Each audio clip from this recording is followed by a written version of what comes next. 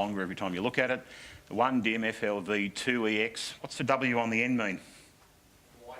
Any version white you like. The 1DIM FLV, so the standard part numbers that we had, one supply, fluorescent and low voltage, which means it's a switched and a 0 to 10 volt output. Perfect for LED control and for the fluorescent dimming that we've seen here.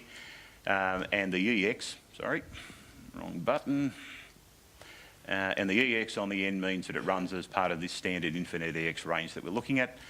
We've got the one single power supply. It's a switch unit, 2 switching channels going out. And we have the DIM UEX, which is a universal dimmer, single channel in, single channel out. The slide here says 300 watts. Had a look on the website this morning and they've dropped it to 250. Now, I just need to get some clarification on where that is, but if you were doing electronic low voltage lights out in the ceiling, you want to have a local power supply, 4, 5, maybe 6 50 watt dichroics in the system. Just as a tip, if you're going to do anything with dichroics as well, with a standard dichroic, 50 watts is the maximum power that you can get out of a dichroic. If you're doing calculations on the load that you want to use, even though you can buy 18 watt, 24 watt, 35 watt fittings, you should always try and do your calculations based on 50. Because even though we know what the lights are in there, you're hoping that whoever goes and replaces these things in the past is going to look at the details on the back of the lamp. But generally speaking, they're just going to go to the truck and they're going to get their standard dichroic out of the shop, which will be a 50 watt, 60 degree lamp. So if you're doing calculations based on these load controllers, always try to look at 50 watts is what you're trying to control with the loads. So, and you'll never get yourself into trouble of what's going to happen. And there's nothing worse that they put 35 watt lights all through the house and it's great, and then all of a sudden the missus says, oh, it's too dark in here to read my book. And you start putting 2 or 3 50 watt lights in and you blow the transformer in the roof. So just to be a little bit cautious when you're looking with dichroics. The standard range of Crestron keypads, everybody's had an issue with these things, the way that they look. Architecturally moving forward, it's really difficult to walk up to somebody and say, here's our flash new range of buttons and don't they look great? And they'll agree with you, they don't. So big push coming forward of late is that there's a new range of switches coming out called Accent. I believe, and I was hoping to actually ask Fred that today, we're talking inside the next 3 months, I think that they will be available on the market. So an enormous range of colours, different fittings, metal, plastic, multiple button configurations, 1 gang buttons, 3 gang buttons. If you order them without specifying what you want, you'll actually get 3 full sets of buttons. So you'll get 7 one-way buttons, you'll get 2-way buttons, and you get 3-way plates so that you can pick and choose and mix and match. If you order them and you supply and engrave a file out of Simple or whatever you're going to use to create it, they will engrave the buttons free of charge in the factory when they ship these things out, but you'll only get the buttons that you ask for. So depending on what you're going to do, and most of the people in the residential side of things, that if you've specified and it's in a particular area, they'll know that button 1's the kitchen, button 2's the toilet, button 3's the outside lights. If you need to get them engraved, I'm sure we can get those done after the fact as well. Yeah, most people will do those sort of things. It's standard plastic, can be engraved. But it does give you the opportunity that if you don't order them engraved, as I said, you get 3 full sets of buttons. So if they change them or they don't want to use it, and then you order the covers to suit the layout of the buttons that you want to use. You don't have to use all the buttons if you've got them there. Sort of makes sense that you want to try and do something a little bit more with them. Up in the top corners up here, there's micro LEDs. These things are less than 1 millimetre in diameter.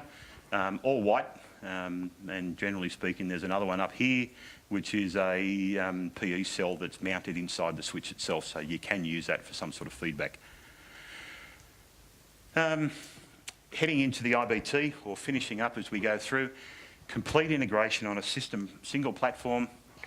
We can integrate audio visual, something that we've done for years. Everybody's in this room for that exact reason. Video conferencing is becoming very popular now with the cost of travel, with the cost of fuel, accommodation and everything else. We now have lighting control products that Stuart has said will be a very competitive option into the market. Energy management via occupancy detection and PE cell technology. The reason for using it as a single platform, the reduced time because you're not requiring somebody else to come in and program the lighting for you, put the power management into the racks. You can handle that providing you've got your guys that are qualified to be able to do it. But the main benefit that we use going forward is that all the technology that we've spoken about is all programmed with exactly the same tools and software that we use to do all our normal day-to-day work. So we finished with an integration building technology, one supplier, one integrator, one programmer, one platform, and there's one solution for it all, and of course it's Crestron. Any questions? Had enough of talking to me? Well done, Jerry. Thank you very much. Nobody wants to throw anything at Gordo before we finish? Yeah.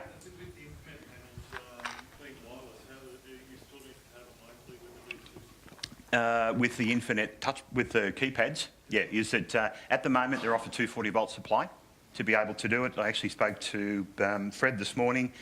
The sensors, there's a new range of Infinet EX ceiling sensors and wall mount switches that will actually be battery powered, and they expect that the life out of the batteries will be in excess of 2 years. So simply it'll be put them wherever you want to put them, program them as part of the Infinet system, they'll report to the bridge and then you can program them through the controller and then basically it's put it in and forget about it. The other question I had is I looked at the sensor just recently and it appeared that the outputs were a voltage output like 24 volts, that not dry contact, definitely dry contact. The ones that we've gone through and had a look at here are dry contact outputs. Now there are extra sensors that come up as part of the Crestron website that currently we're not bringing in here. So there are flush mount units that are a direct Cresnet device, but their price on the market at the moment makes it prohibitive to bring in and make them competitive against the other people in the market that we're competing against. And there's normally close contact like a security sensor? Or? Typically it goes the other way, that they're an open contact and they close when they detect movement. So you will monitor that, it'll become a digital input inside of the system, the VersiPort detects it and you do the same as you'd used a normal press off a keypad. Alec? Just a quick question. In addition to let's say CP2 on an EV job lighting, would you recommend using VAP2 on the lighting control or redundancy, I guess? There's good reasons for doing both.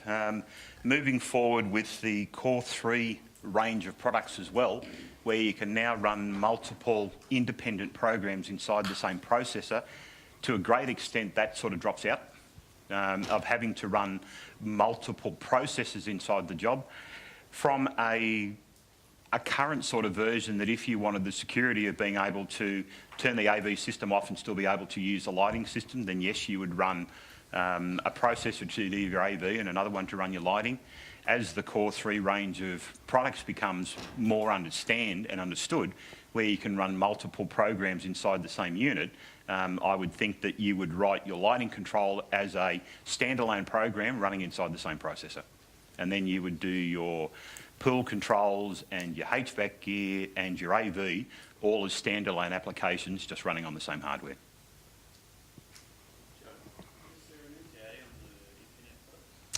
The switches. Yeah. The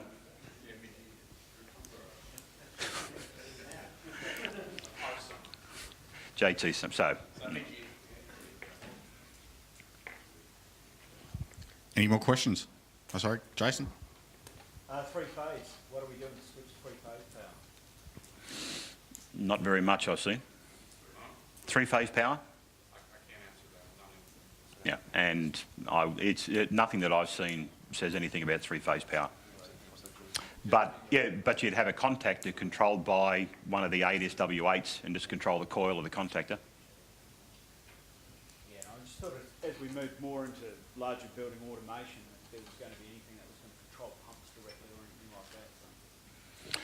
I would have thought that having the control from our side and then running it through an interposing relay or the coil of a contactor to be able to do those things.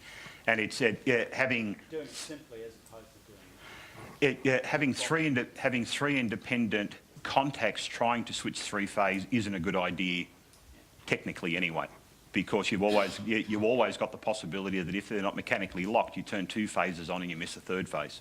Yeah, I suppose the hardest thing that I face in putting together designs with consultants is what's the third-party interface device that we are going to use to talk to HVAC, that we're going to use to talk to all of these other different devices, pumps, whatever it happens to be. So to me, that's the bridge. Obviously, we've done it with Darling, but that's the bridge we need to make, and really getting AV contractors and AV specifiers to move Crestron into the integrated building technology solution. From any HVAC system, I'd be suggesting you use the GLA BMS.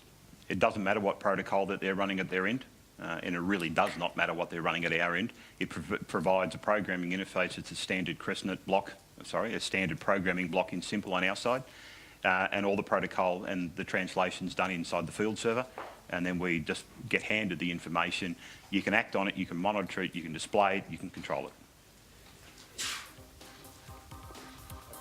I think you might wrap it up there. Thanks very much for your questions. I hope you've learned something. I've learned a few things. Thanks very much, Joey. And I'll hand you back over to Jason. Thank you.